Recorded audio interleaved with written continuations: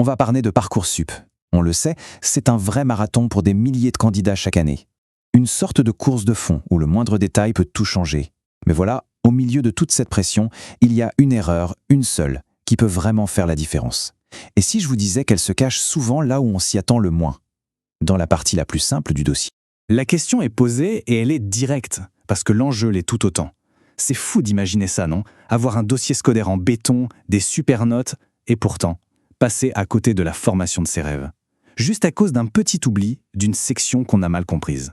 Eh bien, c'est une situation beaucoup plus fréquente qu'on ne le pense.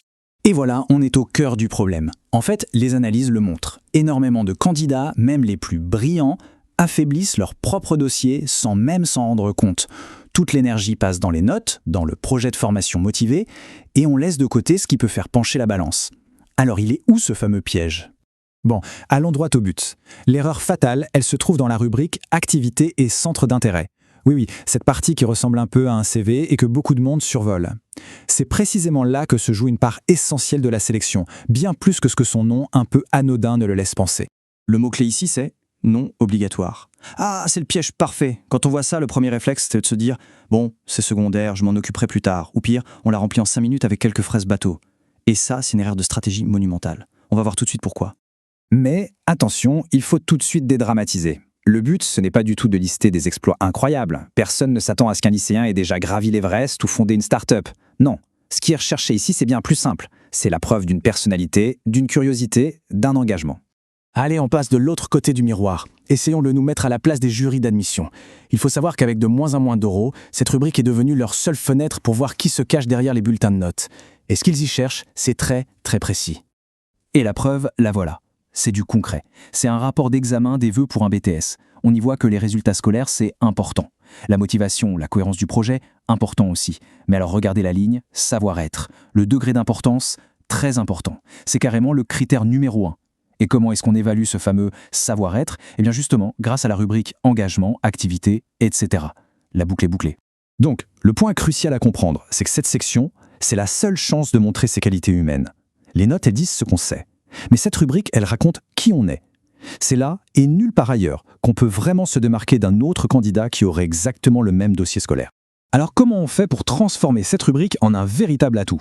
La clé, elle tient en 2 mots dont on entend parler partout. Les soft skills, les compétences comportementales. C'est un peu l'arme secrète pour faire briller un dossier. La définition est simple, mais elle est très puissante. En gros, il ne s'agit pas de connaissances techniques, comme les maths ou l'histoire. Il s'agit de la manière dont on interagit, dont on réfléchit, dont on s'adapte. Ce sont des compétences humaines universelles, celles qui sont recherchées partout, dans toutes les formations et dans tous les métiers. Et concrètement, ça ressemble à quoi? Eh bien, voilà quelques exemples. On voit tout de suite que ce sont des qualités précieuses. La vraie question, ce n'est pas de savoir si on les a, mais de savoir comment on peut prouver qu'on les a développées à travers ses propres expériences.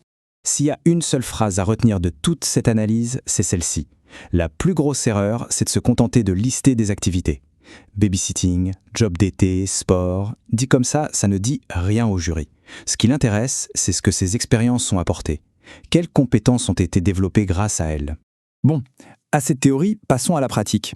On va voir ensemble comment on peut transformer des activités qui semblent banales à première vue en véritables démonstrations de compétences très recherchées. C'est un peu comme du coaching.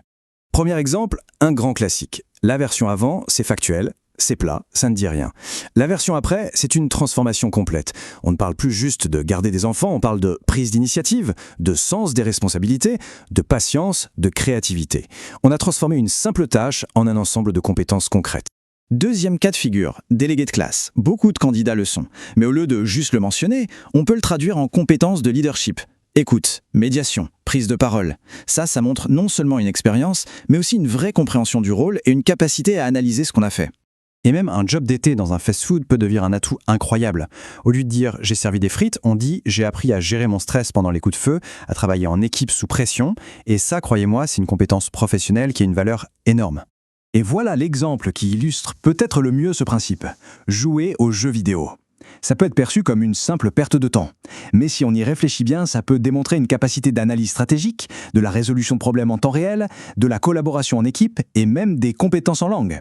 C'est la preuve que n'importe quelle passion, si elle est bien décortiquée, peut révéler des compétences très précieuses. Et attention, ce n'est pas juste une astuce un peu tirée par les cheveux, cette approche est tellement pertinente que des organisations, comme on le voit ici avec les ateliers ludosophiques, proposent des formations pour aider les jeunes à faire exactement ça, identifier et valoriser les soft skills qu'ils développent à travers des activités comme le jeu. C'est une vraie compétence en soi. Finalement, tout le secret, c'est de changer de perspective. Cette rubrique, ce n'est pas une liste de choses à faire. C'est une opportunité unique de raconter une histoire et de donner de la profondeur à son profil. Un dernier avertissement qui est très important, le but n'est surtout pas d'inventer ou d'exagérer. Il s'agit de faire une auto-analyse honnête.